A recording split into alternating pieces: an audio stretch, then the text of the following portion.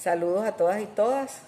Feliz de poder estar acá en la tercera convención de CESACODEVI. Una vez más, me permito compartir algunas ideas, algunas reflexiones, en este caso sobre la ciencia y la tecnología y esos dos polos entre la dominación y la emancipación. Yo espero poder contribuir a los debates y de todas maneras igual agradecer el que me hayan invitado y que tengan la paciencia de escuchar estas ideas que simplemente traigo para poderlas compartir. Gracias. Las ideas que traigo para compartir y que fueron solicitadas al momento de hacerme la invitación se refieren a la ciencia y la tecnología en América Latina, con una pregunta de por medio si son saberes para la dominación o para la emancipación. Y parto con una idea central que nos puso por delante el comandante Hugo Chávez Frías en el 2006, cuando nos decía: debemos avanzar hacia una explosión masiva del conocimiento, de tecnología, de innovación, en función de las necesidades sociales y económicas del país y de la soberanía nacional. Cuando nos aproximamos a echar una mirada sobre la ciencia y la tecnología en América Latina y nos planteamos en esa dicotomía ciencia para la emancipación o ciencia para la dominación, es porque precisamente eso es lo que ha caracterizado la vida política, social, económica, cultural de nuestra América. Nuestra América se ha debatido permanentemente, ha estado en tensión permanente entre los polos que están buscando constantemente la emancipación y quienes están sometidos a la dominación. Y eso se ha trasladado al campo del conocimiento, al campo de la economía, al campo de las políticas, al campo de lo jurídico y, por supuesto, la ciencia y la tecnología no puede escapar de ese proceso. En América Latina, sobre todo a partir del impulso de la modernidad en el mundo entero que coincide o que se determina a partir del encuentro de la llegada de Europa y el inicio de la conquista y la colonización, bueno, eso es lo que marca el inicio de la modernidad para varios autores. Y ese inicio de la modernidad viene soportado, sustentado en, digamos, una determinada visión de la ciencia. La ciencia comienza a constituirse precisamente en ese proceso y para ese proceso. Para hacer este recorrido nos planteamos 4 premisas de trabajo. Una, los saberes son creaciones humanas que están sometidos a la determinación histórico-cultural y se utilizan para explicar, para comprender y para transformar la vida social, material e intelectual. Pero ellos contienen también códigos de dominación o códigos de emancipación que están relacionados con los territorios donde se despliega ese carácter científico del conocimiento. Y en ese territorio, por supuesto, se concretan dependiendo del efecto y de la manera como operan las múltiples determinaciones sobre el campo de los saberes. La segunda es que la ciencia y la tecnología, como uno de esos tipos de saberes, ha jugado un papel significativo para la edificación conceptual, material, ideológica y política en la modernidad.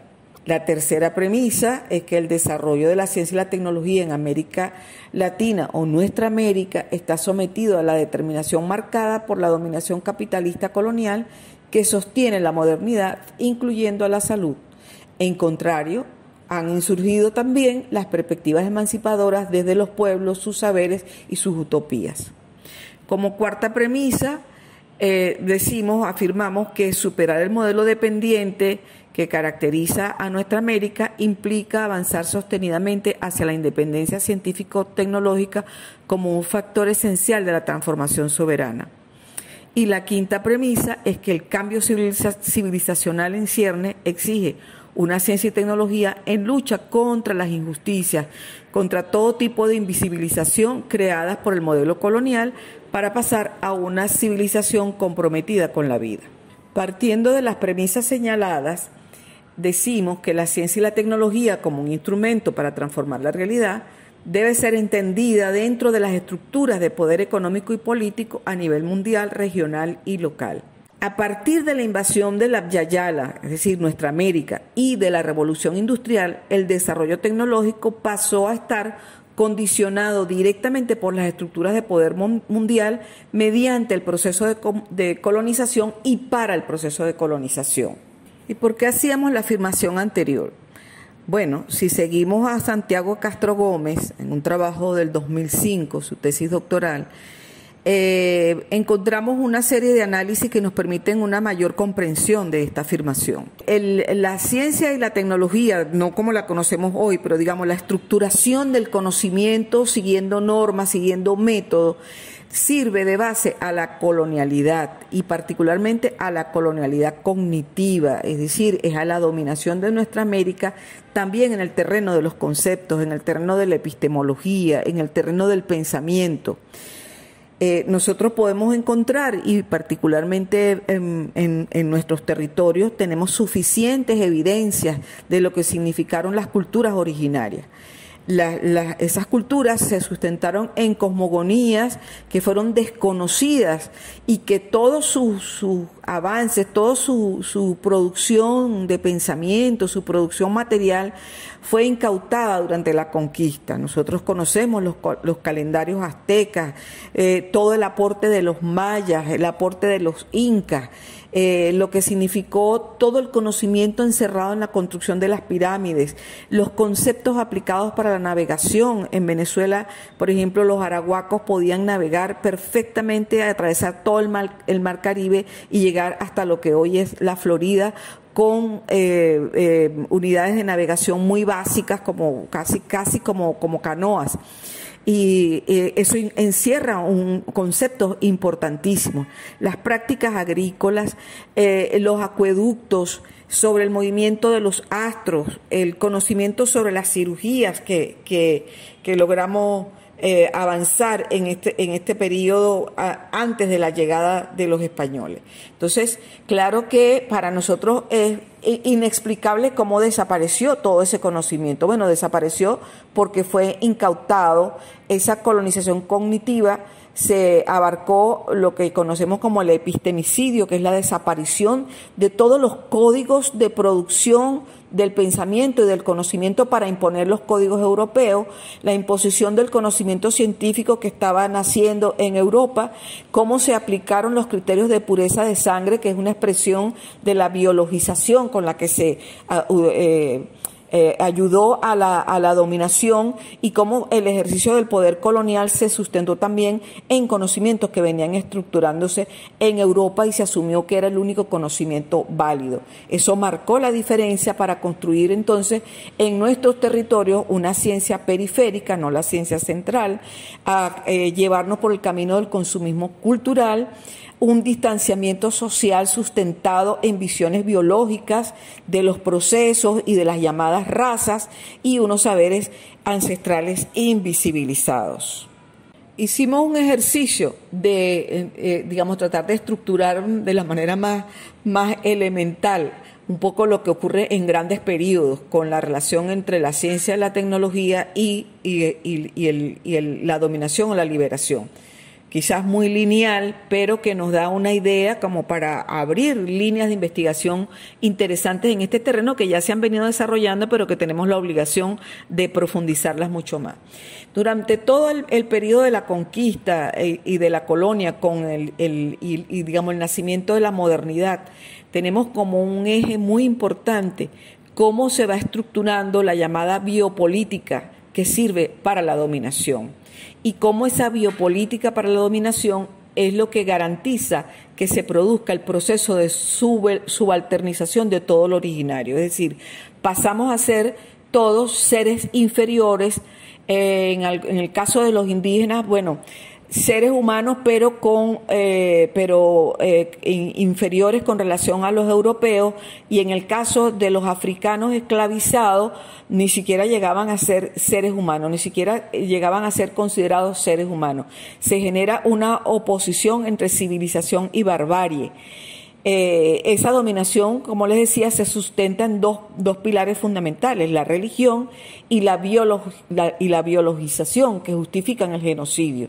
Sí, porque no importaba desaparecer, torturar, que murieran, el exterminio, no importa, ni la esclavización o el racismo o todas las formas de dominación, porque se justifican en la superioridad de unas razas con relación a otras. Los elementos utilizados para el control, como la aplicación de los mapas y de los censos, fueron expresamente dirigidos a poder tener control sobre la población. Y se aplican tecnologías para la extracción de los minerales y poderlos trasladar hacia Europa. A ese periodo corresponde también la creación de las universidades en estructura teologal. En el lado de la liberación, bueno, resaltamos, no es lo único, ya mencionaba anteriormente nuestras culturas originarias y todo lo que habían avanzado en materia de conocimiento, principios importantísimos para resolver grandes problemas de la vida, pero durante el periodo colonial podemos citar a Simón Rodríguez, maestro del Libertador, un gran filósofo que impulsa una educación social comprometida y tiene la famosa frase que dice inventamos, erramos, que básicamente decía que América Latina no tenía por qué copiar modelos, sino que tenía que crear sus propios modelos y que en la vida cotidiana en América Latina teníamos que ser capaces de inventar lo que se pareciera a nosotros. Simón Rodríguez también plantea que la ciencia que está naciendo debe jugar un papel fundamental en la educación. Durante el periodo republicano, bueno, se incorporan fundamentos de la ciencia europea aun cuando las universidades seguían siendo teologales, pero hay un avance del positivismo y comienzan a vislumbrarse en nuestros territorios, bueno, la presencia de individuos o personas que estudiaban afuera y que traían algunas visiones sobre lo que significaba la construcción de la ciencia. La independencia y luego lo que se genera a partir de la independencia ya contiene algunos rasgos en las universidades, algunos rasgos de lo que estaba impulsando el positivismo, que nacía en oposición al dominio religioso, teologal que existía en las universidades.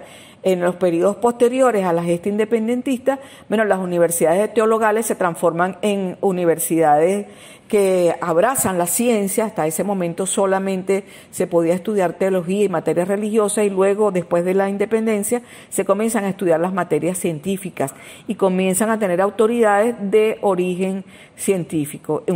Una clara alusión a ello son los estatutos republicanos del Libertador Simón Bolívar, que los aplica para las universidades de la Colombia, en particular en la Universidad de Caracas, a la Universidad de Quito y en Lima.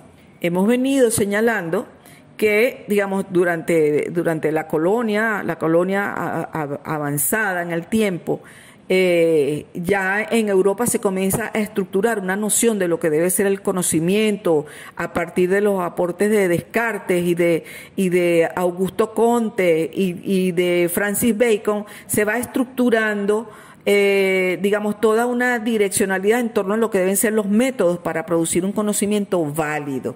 Y de ahí va naciendo la idea de qué es lo que es válido y qué es lo que no es válido, qué es lo que es verdad y qué es lo que no es verdad. Importantes pensadores van generando diferentes propuestas desde el siglo XVII en adelante, van concurriendo ideas en torno a ello, y podemos encontrar en el siglo XIX a Lewis Henry Morgan, que plantea claramente una dicotomía entre salvajismo, barbarie y una diferenciación entre salvajismo, barbarie y civilización. Dice que las fuerzas motores del cambio en toda la historia son las invenciones y los descubrimientos que transforman la vida de las poblaciones, que afectan la sociedad, que afectan la vida familiar, las organizaciones de parentesco. De esos elementos señala que el salvajismo está referido, digamos, desde el punto de vista técnico, a una subsistencia basada en la recolección de frutos y bayas. Que la barbarie incorpora la utilización del fuego y la pesca. Aquí está hablando de las técnicas, cómo van modificando la vida de las poblaciones. La invención del arco y la flecha, que permitieron la caza, la invención de la cerámica, la domesticación de animales, la producción de hierro. Al mismo tiempo, nos dice entonces que la civilización está marcada por la invención del alfabeto, y que nosotros tenemos que reconocer que la invención del alfabeto fonético y la escritura es lo que marca definitivamente la civilización. El otro referente en la estructuración de la ciencia es Augusto Comte, que se le considera el padre del positivismo. Él nos dice que el cambio histórico está en el terreno de la mente y del espíritu, que define formas de aproximación a la realidad. que la cantidad y calidad de conocimiento dominado por una sociedad va aumentando de manera constante, y desde allí él define 3 grandes estadios. Dice: el teológico, cuando las explicaciones y los poderes provienen de lo sobrenatural, se asumen como de procedencia sobrenatural. El estadio metafísico, cuando se sustituyen los dioses por las causas y por las esencias abstractas, por principios fundamentales de la realidad, tal como son concebidos por la razón. Aquí utiliza mucho el ejemplo de lo que significan las leyes, cuando las leyes terminan constituyéndose en la esencia abstracta absoluta que puede dominar la vida de las sociedades. Y luego habla del periodo positivo, que se centra en leyes basadas en la evidencia empírica, proveniente de la observación, de la comparación y de la experimentación. Establece que la ciencia y la industrialización son las que pueden llevar al progreso y a un desarrollo sin fin. Esto es muy importante porque va a marcar toda la historia de la ciencia y la tecnología hasta nuestros días en nuestras sociedades. Luego tenemos entre el siglo XIX y XX 4 pensadores importantes. Son muchos más, yo traje los que yo consideré como muy relevantes, que corresponden tanto a la tendencia más conservadora, más amarrada con el sentido de dominación que viaja en un tipo de ciencia, y los que plantean visiones mucho más emancipadoras. El primero mencionamos a Carlos Marx. Él dice que el cambio social se produce a partir de la lucha de contrarios por las contradicciones presentes en todas las realidades, y que la realidad es la que determina la conciencia, que la ciencia tiene que ser para transformar.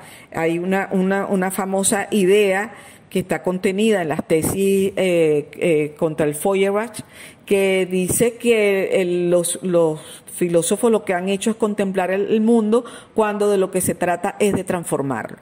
Luego mencionamos a Max Weber, que impulsa mucho la idea de los sujetos, de las personas, de los individuos como agentes del cambio social.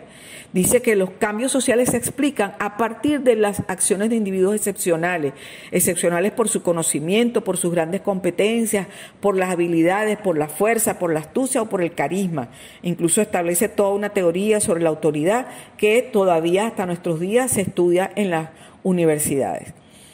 Luego tenemos a Robert Merton, ya en pleno siglo XX, que genera elementos muy importantes para señalar que la ciencia es conocimiento certificado.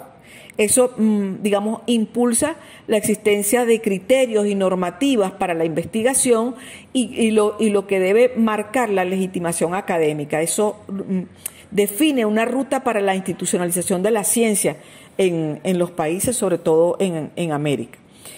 Y Thomas Kuhn, también del siglo XX, vivió hasta hace unos pocos años, del famoso concepto de la estructura de las revoluciones científicas, que nos establece que el conocimiento científico se da por cambios de paradigmas que consisten en nuevos enfoques, nuevos conceptos y compromisos de la comunidad científica. Esto es muy importante.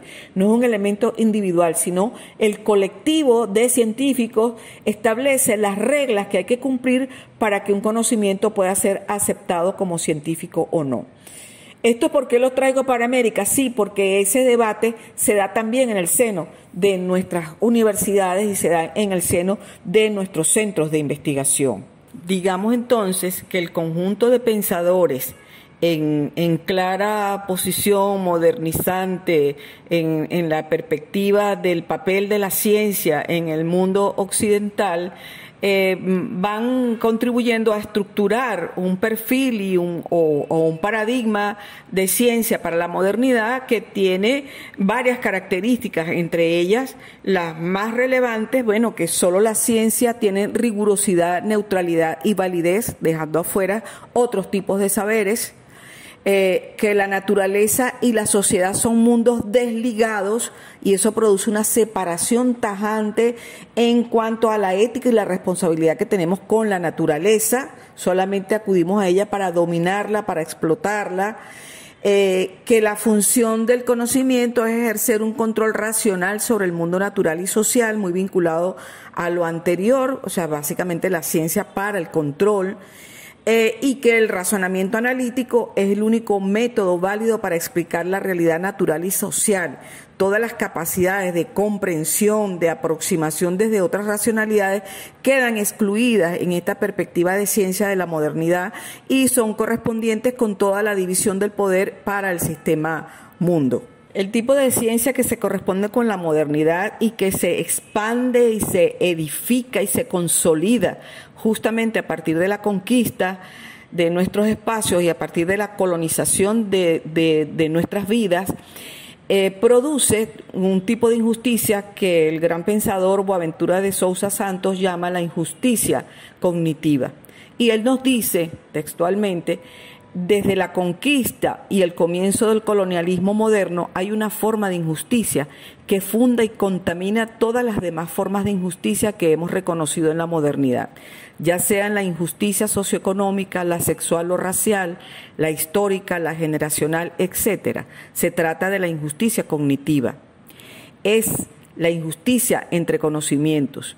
Es la idea de que existe un solo conocimiento válido, producido como perfecto conocimiento en gran medida en el norte global, que llamamos la ciencia moderna.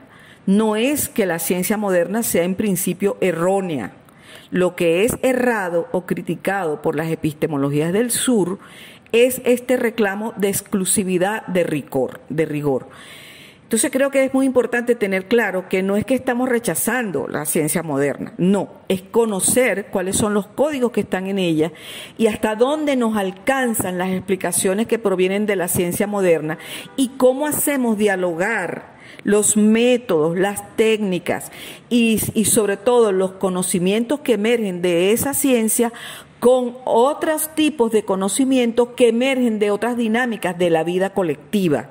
Cómo los ponemos a dialogar y cómo hacemos que sean reconocidos otros conocimientos como los saberes que provienen de las cosmogonías de nuestros pueblos originarios. Eso es muy importante. El modelo de ciencia del que estamos hablando para nuestra América o América Latina, bueno, avanza desde la colonia, se va estructurando cada vez más, va institucionalizándose cada vez más y cuando llegamos al siglo XX tiene una expansión importantísima que tiene que ver con el periodo de la posguerra. Para América Latina se plantea el modelo de sustitutivo de importaciones y se genera una conciencia importante sobre el poder de la ciencia y la tecnología. A partir de la Segunda Guerra Mundial, se reconoce todo el poder que tiene la ciencia tanto para crear como para destruir la vida. En el modelo de dominación, a partir de la ciencia, el concepto de progreso es muy importante. Hasta hoy nosotros seguimos hablando de progreso. Y se asume que el progreso permite la modificación de la estructura productiva, que el desarrollo es igual que industrialización, que la modernización tecnológica va a incidir directamente en el mejoramiento de las condiciones de vida, de acuerdo a lo que nos dicen Zunkel y Paz desde los años 70. En el campo de la ciencia y la tecnología, se asume que esta nos permite enfrentar la inestabilidad de las economías que se habían generado desde los años 30, que llegan hasta el momento de la Segunda Guerra Mundial y después de la Segunda Guerra Mundial se mantiene la inestabilidad. Y sin embargo, en la década de los 50 se empieza a impulsar un modelo lineal de organización de la ciencia y la tecnología porque se le reconoce ese poder para mejorar las condiciones económicas de los países. En el campo de la ciencia y la tecnología, desde la visión dominante, se produce una promesa de implantación de procesos de transformación de los productos que generan nuestros países a partir de los encadenamientos industriales y con ello se lograría alcanzar el crecimiento económico.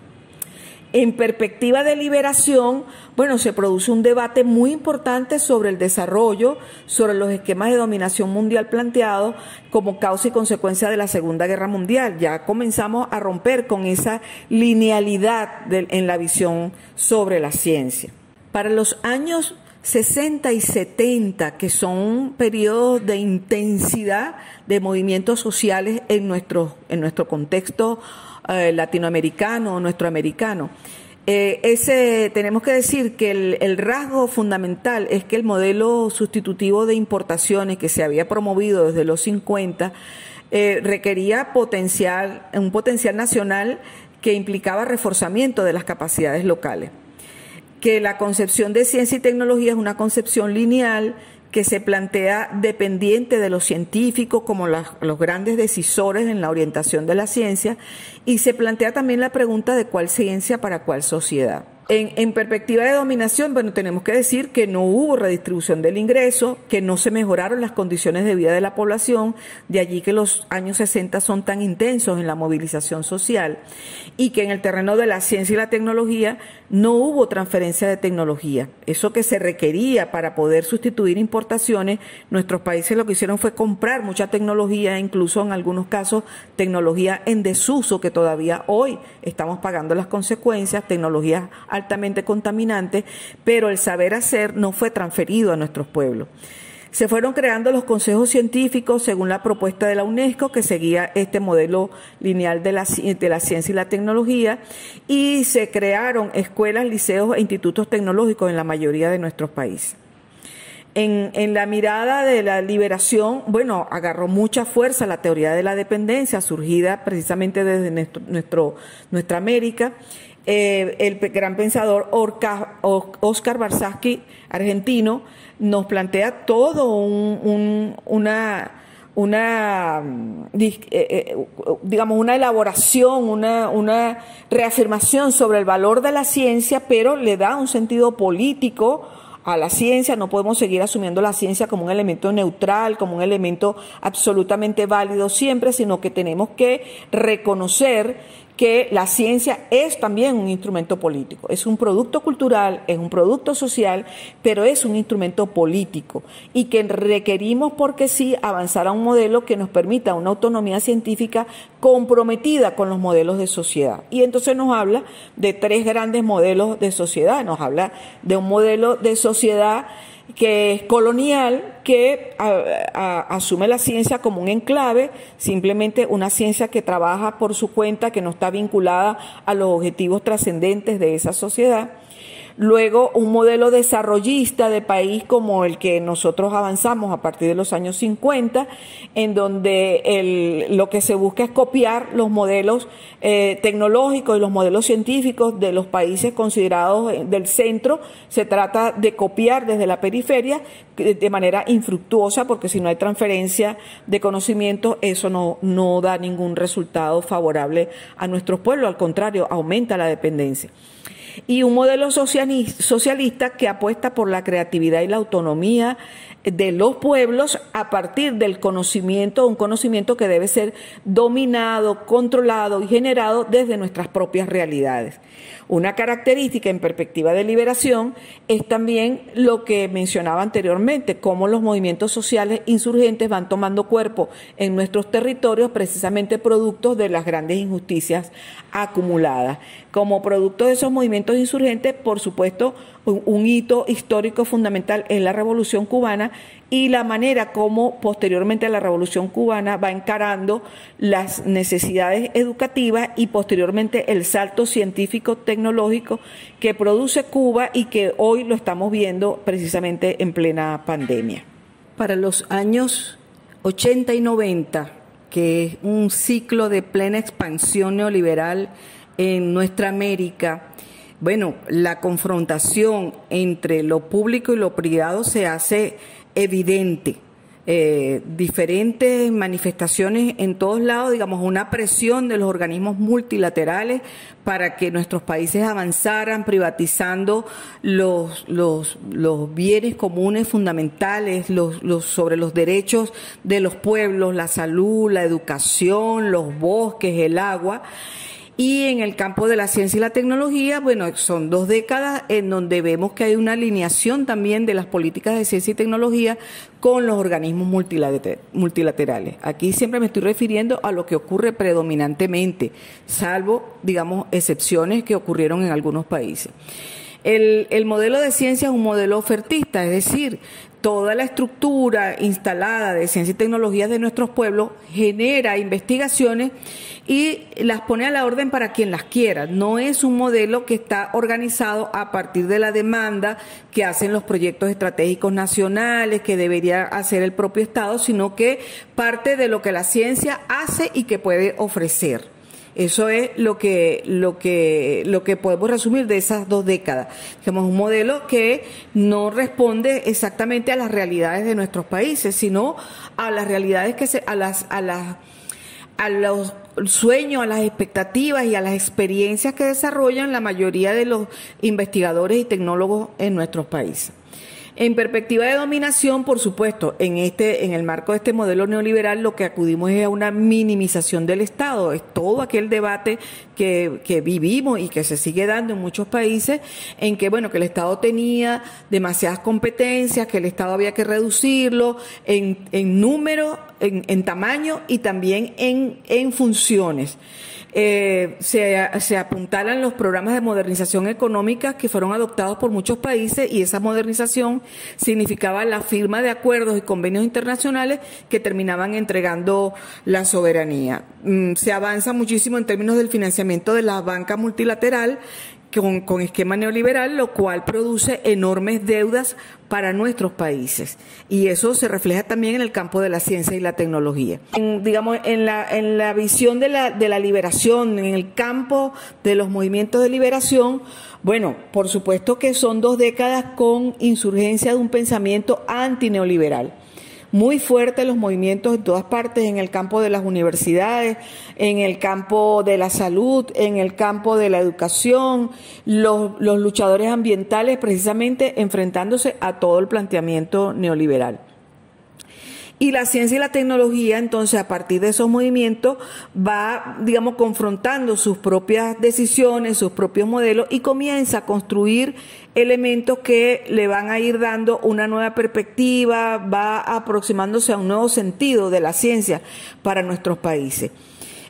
Avanza mucho también la discusión sobre la ética de la actividad científica, y no me refiero solamente a la ética de la investigación o a la bioética, me refiero a la ética que tiene que ver justamente con el lugar que debe ocupar la ciencia en la liberación de los pueblos, en la transformación de las sociedades. Y por supuesto, esas 2 décadas cierran con un hito muy importante para nuestra América, que es el inicio de la Revolución Bolivariana, que planteaba un cambio en el modelo político que hasta ese momento era el modelo dominante en nuestros países. Llegado a este punto, al concluir el siglo XX, tenemos que decir que lo que ha marcado el desarrollo de la ciencia y la tecnología en nuestros países, en nuestra América, es el modelo civilizacional imperial, que se define y se concreta, se materializa a partir de la División Internacional del Trabajo, que define unas zonas industriales, zonas manufactureras, y cuáles serían los países productores de materia prima y productos agrícolas. En el campo de la ciencia y la tecnología, bueno, hay conciencia ya a final del siglo XX que la ciencia es un instrumento de poder y de dominación en la lógica de la geopolítica del capital. Cuando uno ve, por ejemplo, los mapas geopolíticos y pone, por ejemplo, los mapas de los países con mayor potencialidad en la producción de conocimiento y de tecnología, bueno, son coincidentes. Donde están las estructuras de poder, están las estructuras de ciencia y tecnología. Se consolida la dependencia económica, científica y tecnológica de nuestros países, y se siguió avanzando y se estructuró la actividad científica institucionalizada a partir de un modelo individualizado de la ciencia y la tecnología. En perspectiva de dominación, bueno, somos productores de materias primas, la mayoría de nuestros países, en casi todos en subordinación a los grandes centros, a la periferia, de donde se generan las políticas y donde se generan las estructuras de poder, y somos dependientes de las grandes potencias. En ciencia y tecnología tenemos escasa capacidad para agregar valor a nuestros recursos naturales.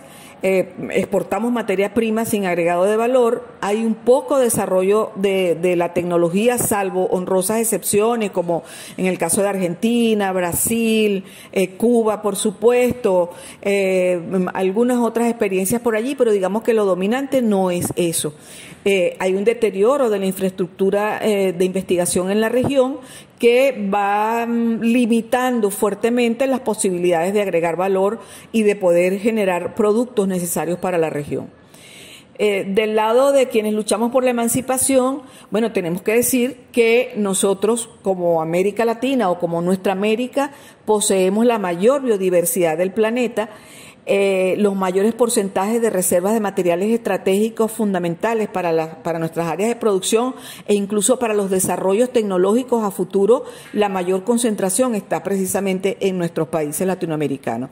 Y también se ha venido produciendo insurgencia de nuevos enfoques para una ciencia y tecnología comprometida con la emancipación. Van apareciendo elementos importantes que son el resultado de la conjunción de los pensamientos de quienes miraron a la ciencia y la tecnología también como un instrumento de poder, como un instrumento de liberación, de quienes pensaron en lo que significaba la dependencia, de quienes están luchando contra el colonialismo en el conocimiento, el colonialismo en todas sus expresiones. Entonces van insurgiendo nuevos enfoques que son muy importantes.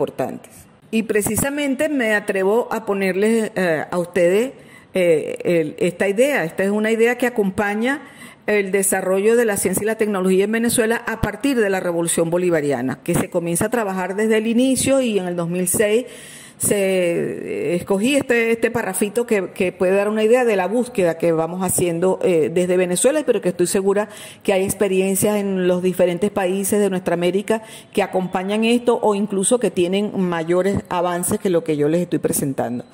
Estamos diciendo que tenemos la aspiración de modelar una nueva cultura científica y tecnológica que aborde la organización colectiva de la ciencia, el diálogo de saberes, la integralidad, la interdisciplinariedad y la participación de diversidad de actores en el ámbito del desarrollo científico-tecnológico del país, con la finalidad de alcanzar mayores niveles de independencia y soberanía. Eso es una idea que encierra una gran cantidad de conceptos, pero sobre todo una aspiración muy importante para nuestros pueblos. Concurrente con la idea anterior, los ejes de transformación que se planteó Venezuela tenían que ver con, uno, crear condiciones para la democratización del conocimiento como expresión de la inclusión social, la independencia científico-tecnológica para contribuir con la seguridad y soberanía de la nación, el desarrollo de las capacidades humanísticas, científicas y técnicas nacionales para garantizar el manejo soberano de los recursos naturales y contribuir a la justicia social e identidad nacional descolonizada con soberanía. Esto debía permitirnos producir saberes para introducir cambios estructurales a partir de proyectos estratégicos nacionales, producir saberes para la justicia social, ecológica, cognitiva, producir nuevas relaciones con el pueblo y los saberes ancestrales y populares, formar el talento científico tecnológico pertinente para los planes de transformación, producir soluciones científico-tecnológicas para la generación de bienes esenciales como alimentos, medicamentos y químicos. Esto solamente lo traigo como alguna idea de los debates que hemos dado en nuestro país, pero que no son solo de nuestro país. Están regados en muchos lugares de América Latina.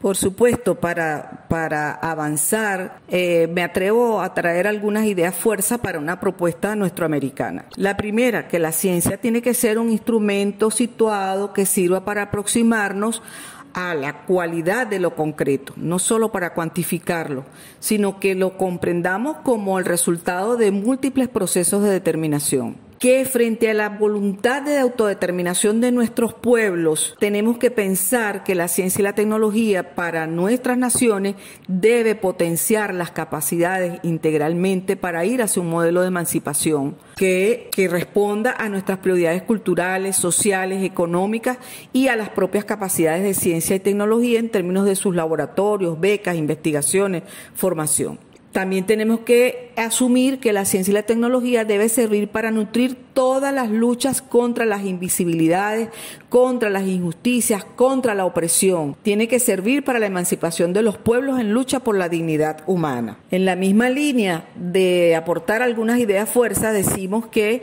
debemos acudir a la definición y construcción del modelo científico propio para el modelo de sociedad que estamos buscando, un modelo de sociedad en plena liberación, en plena emancipación, con independencia, que la ciencia y la tecnología tienen que servir para generar saberes que permitan la evaluación y permitan evitar los daños ambientales producidos por la explotación y la acción depredadora del capital en los territorios, que la ciencia y la tecnología tienen que servir para la integración cultural, económica y política en nuestra América, y para ello debe considerar la diversidad étnica, energética, la protección de la biodiversidad y el diálogo en nuestros pueblos. Como estrategias comunes planteamos que debemos avanzar en la democratización del conocimiento científico y tecnológico como un derecho de los pueblos para una mejor comprensión de la vida en todos sus planos y dimensiones. Debemos construir procesos conjuntos de formación y capacitación integral de pensadores y hacedores, tecnólogos,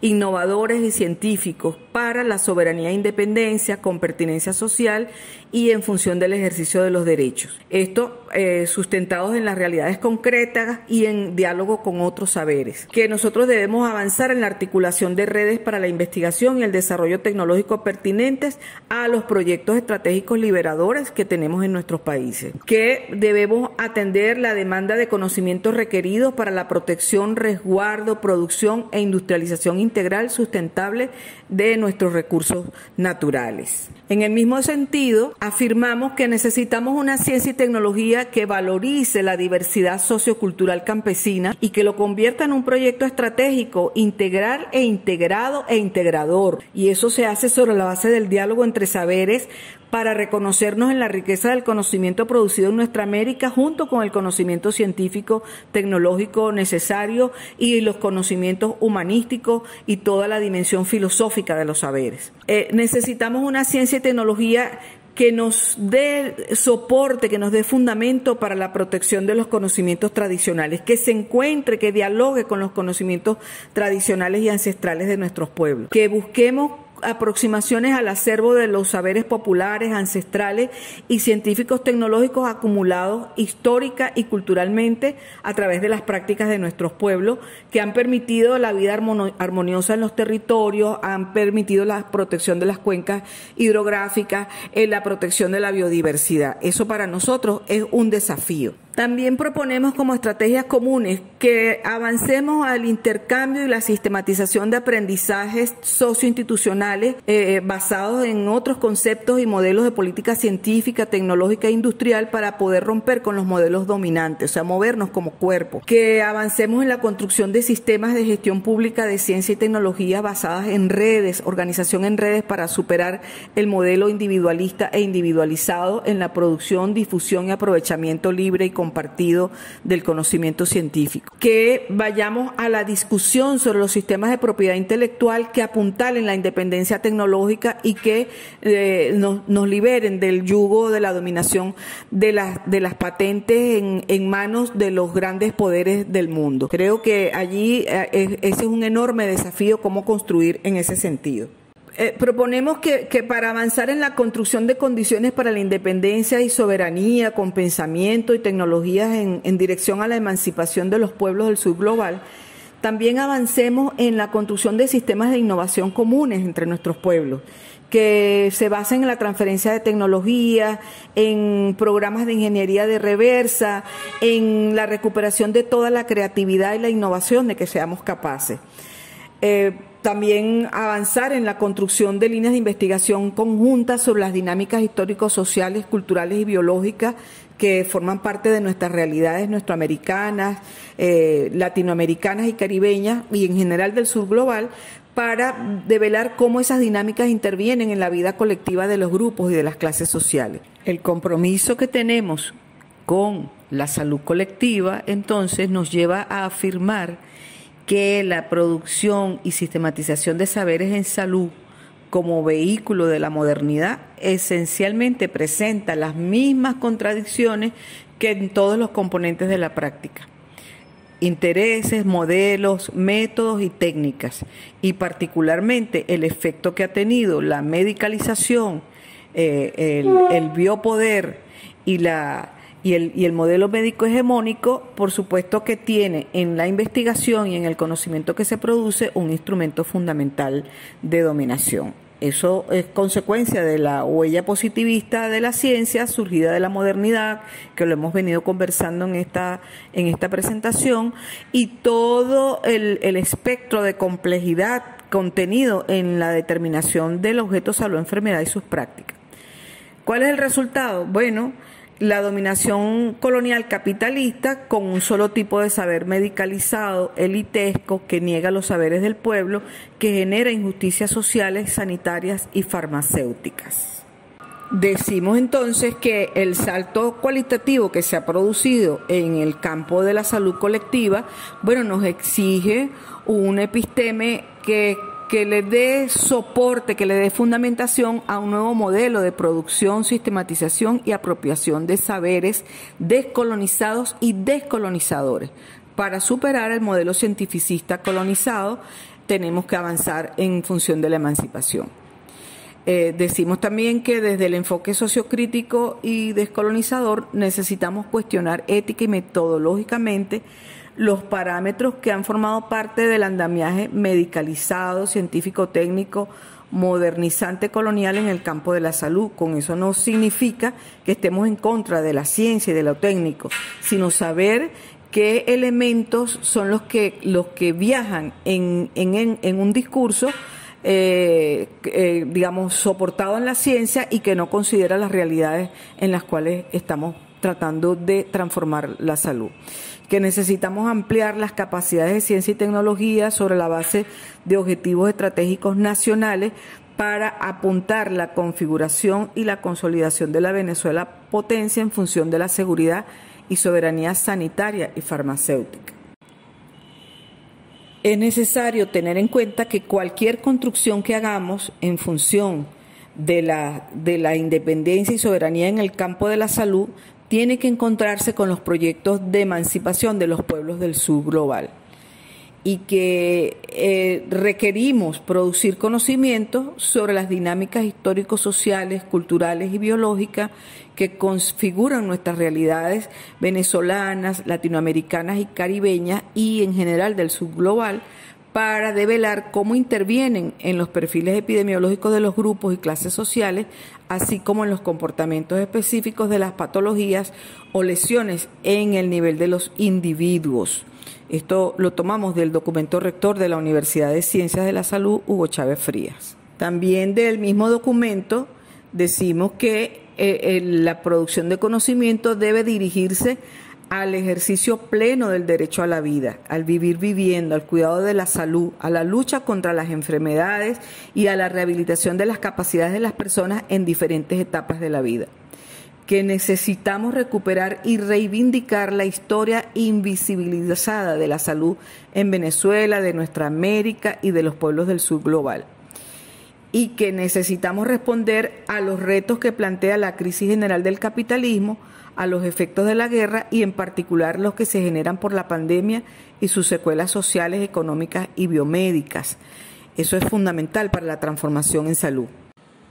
En síntesis, afirmamos desde aquí, con toda la humildad y con todo el respeto por los hacedores, los pensadores en el campo de la ciencia y la tecnología, que requerimos una ciencia y tecnología transformadora que nos sirva para la emancipación de nuestros pueblos de América Latina, de nuestra América. Y ello involucra que tenemos que hacer esfuerzos en la formación del talento humano necesario para ello, que revisemos los sistemas de financiamiento para la ciencia y la tecnología, que adecuemos o que podamos crear la nueva institucionalidad necesaria a estos otros modelos, que trabajemos en alianzas estratégicas con diferentes sectores para poder construir conjuntamente un modelo de ciencia y tecnología que nos sirva para la independencia cultural, política, territorial, que nos sirva para la dignidad, para la justicia social, para la justicia étnica, que nos permita transformar e incrementar nuestras capacidades productivas